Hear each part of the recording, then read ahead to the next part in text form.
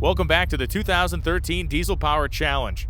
We're back at Bandimere Speedway today for a heads-up drag race amongst our 8 quickest trucks. And then we're going to head 150 miles into the Rocky Mountains on a fuel economy run to test out just how fuel efficient these 1,000-plus horsepower diesel trucks are. It's going to be a day of very varied competition where we'll test both the brute strength and efficiency of some of the nation's toughest diesel trucks. Stick around, it's going to be a lot of fun.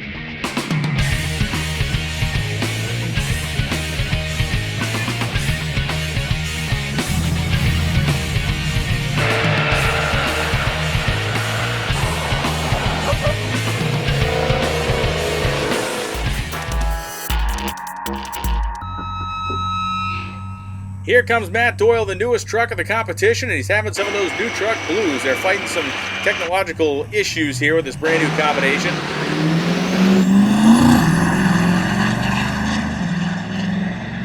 So Doyle heads down the quarter mile in the truck. He gets to the 8th mile, has to lift. The thing did not sound healthy. He really feeds the power back on at 1,000 feet. He goes 15.11 at 98 miles an hour. Big mile an hour for that ET.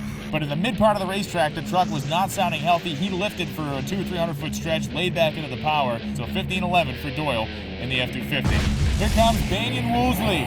This is probably the quickest truck on the grounds right now. This truck has been as quick as 102 miles an hour in the 8th. He's going all the way to the quarter mile with it. 2,000 foot-pounds of torque on the dyno yesterday. Woolsey's got it spun up, and he is leaving the starting line hard. And Banyan Woolsey nailing the gears now, 330 feet. Now through the 8th mile, look at the big Cummins run. It is going to be a huge number on the scoreboard. 1080 with a 7 at 129 miles an hour. Banyan Woolsey just took a 7,000-pound pickup truck with a 6.7-liter Cummins and went 1080 at almost 130 miles an hour. That is incredible, and I believe the quickest elapsed time in the history of the Diesel Power Challenge. Here comes Willie Lewis out of Texas now. It is the Duramax truck having to follow that massive cannon shot from Banyan Woolsey. The Duramax truck fully staged. Lewis up on the converter, spooling the turbo. You hear the turbo spooling up.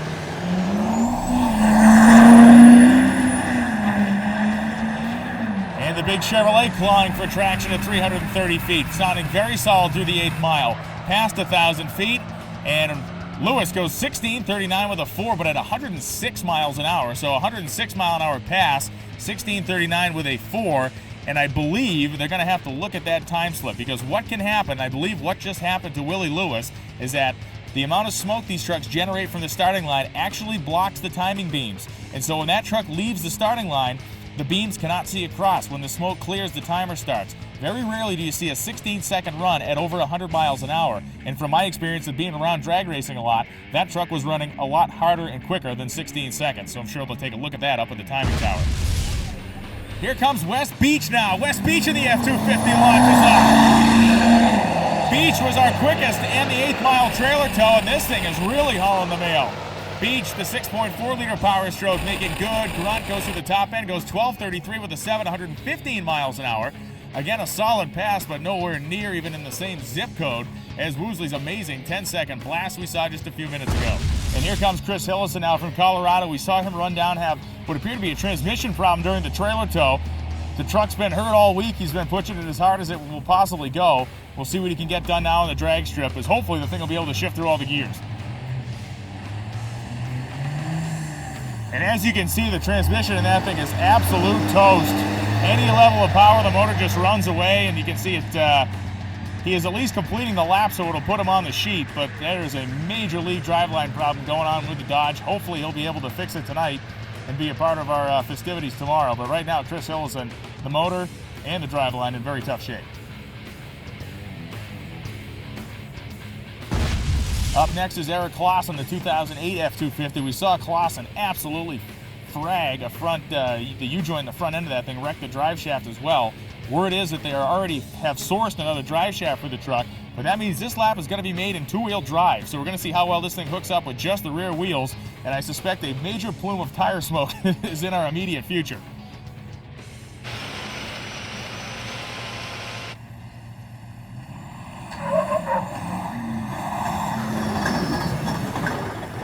And the front drive shaft is flopping around underneath that truck. You saw him pedal it. He's just going to, I believe, maybe idle it down the racetrack. No, he's actually going to stop. He's going to stop about 250 feet down the track. So Eric Clausen's truck, it just, the bad news keeps mounting from the Clausen camp. The thing actually just sheared the pinion right off of the front axle of the truck. So they are in some severe distress there from the Clausen camp. That's one of the problems you have when you start breaking stuff like that. You never know where the next failure point is. This time it turned out to be the pinion. All right, so here comes our 99 F250 now. This is the truck that has a very street-style tire on the front of it. This is also a truck that experienced some issues, and there is a bunch of smoke bellowing out of the bottom of the motor in this thing. Trying desperately to get that turbo spooled up so we can get the truck off the starting line and put a number on the scoreboard. The truck suffered a big explosion in the exhaust and may have wounded the downpipe.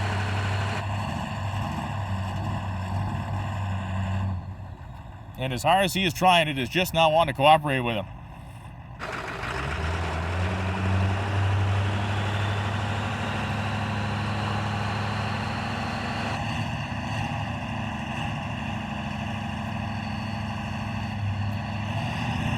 Dave Hefner trying to will this truck to spool the turbo. Now it's starting to sound a little bit more healthy. A ton of blowby coming out of the tube underneath the motor.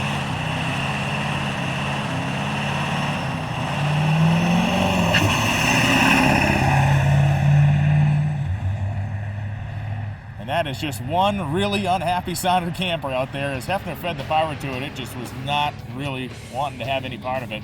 So Hefner will make a lap down the track, but again, not a number he is going to want to put on Mom's fridge in the kitchen. We'll leave it at that. Paul Cato rolls to the starting line. We had heard Paul Cato had wounded a head gasket in this truck.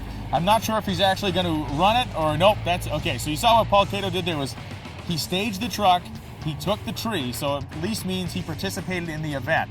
If he didn't get on the track at minimum, he would have not got on the qualifying sheet, and that would have qualified him as a DNQ or a DNF. At least now he gets some, maybe a point or so for participating in the event.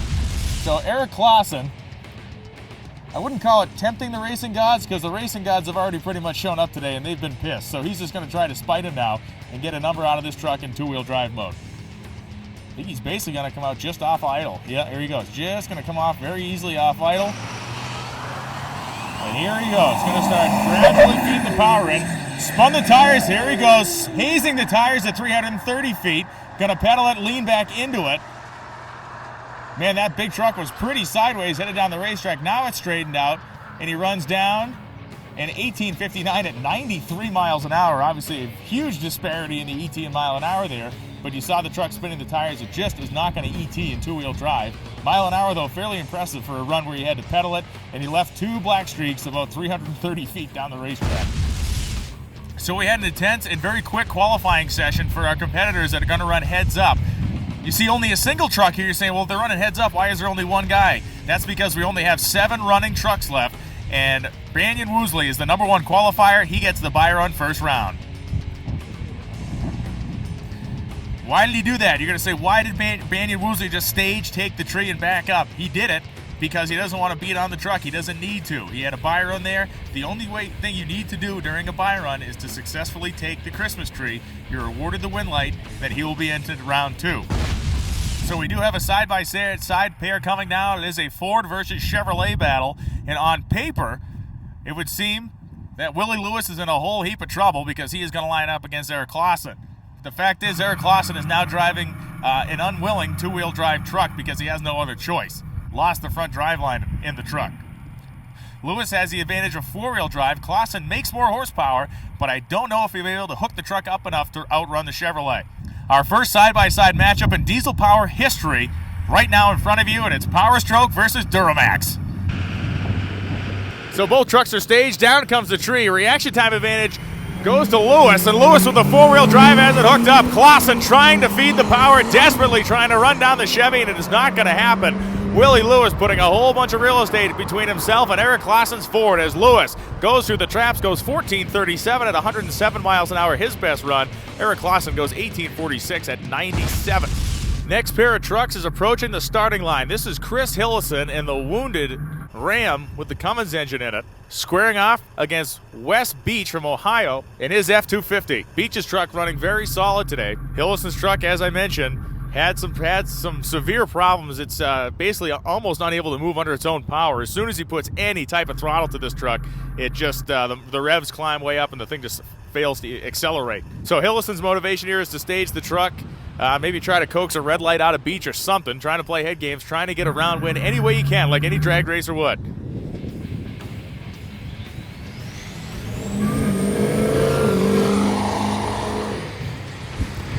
West Beach accelerates through 300 feet, lifts, and he's just going to motor down the top end of the racetrack, not wanting to cause any more issues to the equipment.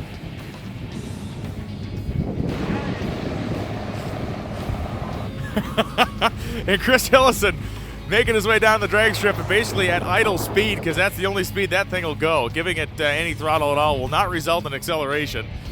And hopefully those guys can thrash on the truck tonight and get it ready for tomorrow.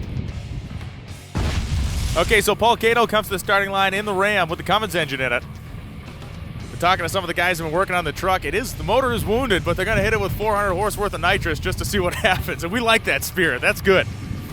Got a tall order facing off against Bandit Woosley over here. This truck ran 1080 at almost 130 miles an hour earlier today. Pair of Cummins Power Dodges lined up side by side. Number 1 qualifier versus number 8 qualifier.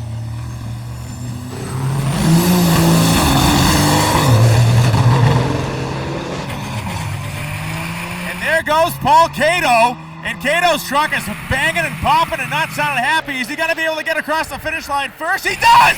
14:18 at 69 miles an hour. He gets the win light. 13:58 with a 7 at 128 miles an hour for Woosley's truck, but the number 1 qualifier has been eliminated as Paul Cato got off the starting line and was just running for his life, and the thing may have it quit running long before the starting line, but he was able to just roll across the starting line before Woosley could catch him.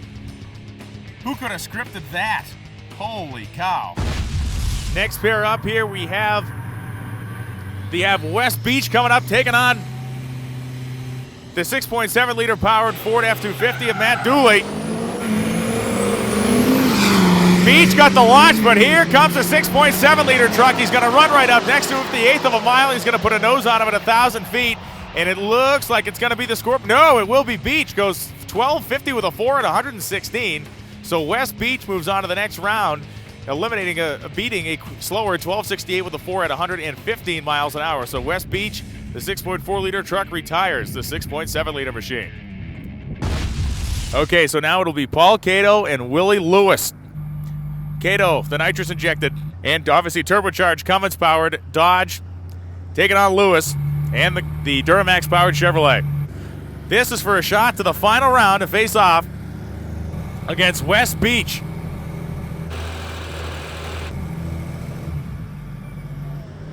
Willie Lewis comes off the starting line. Paul Cato's truck falters, and Willie Lewis running strong down the Pepsi side of the racetrack here at Bandimere Raceway. It will be Willie Lewis in the Chevrolet lifting at 1,000 feet. He's just going to walk it through the top end, not going to wound the equipment. Goes 15.99 at 79 miles an hour. So it will be a Ford versus Chevrolet final, Duramax versus Power Stroke, and our first ever heads-up side-by-side drag race final at the Diesel Power Challenge. So here comes our final round being run under what can only be described as duress. It is Willie Lewis in the Chevrolet. It is West Beach in the Ford. It is an awfully wet afternoon here in Colorado, and they're trying to get this desperate last run in down the racetrack. Ford versus Chevrolet, the first heads-up final ever in the history of the Diesel Power Challenge.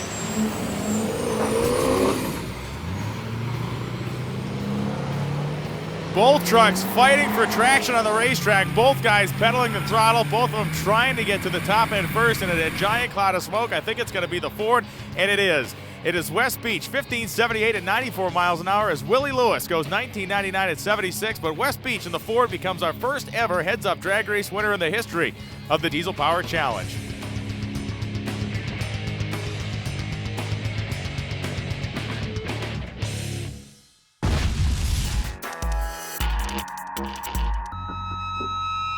So we've wrapped up the quarter-mile drag race where these trucks were pumping as much fuel as they possibly could through themselves, billowing those huge columns of black soot.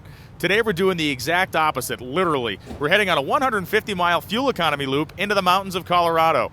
We're going to take these 1,000 horsepower beasts and see just how efficient they are. Leaving the power on the table, they're going to try to sip fuel for 150 miles.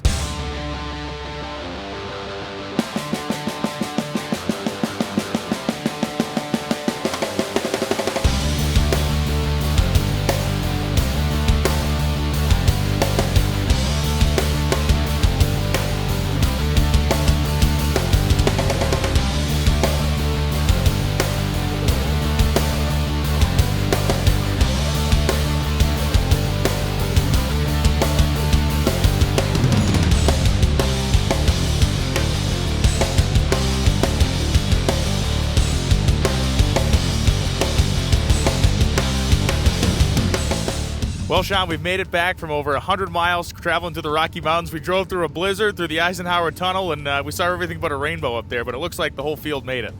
Yeah, we had a couple people pull over and make some changes. 140 miles at high altitude for these trucks. I think we got up to around 10,000 feet. And, some of the guys who are from the lowlands, low altitude, the turbos and systems are set up for that. They're really struggling up in the hills, but this isn't about power on this. This is the great equalizer to see who has the best fuel economy. And this is scored and weighted just like every other part of the competition. Very important. And then you have to participate in this in order to continue to do some power challenges. The one event we have that makes sure all these trucks, being street legal, being registered, that they can actually perform on the street. So this is a great test for fuel economy and to prove that these trucks are streetable. So we've completed the scenic and challenging drive through the Rocky Mountains. We have gone ahead and challenged these trucks on the drag strip, both running heads up and pulling a 10,000-pound trailer. We've run them on the rollers and the dyno. We've seen what they get for fuel economy, and now it's time to take the gloves off. No holds barred, bare-knuckle battle on the pulling course. The next time you see all of our competitors, they'll have a massive and very nefarious pulling sled hitched to the back.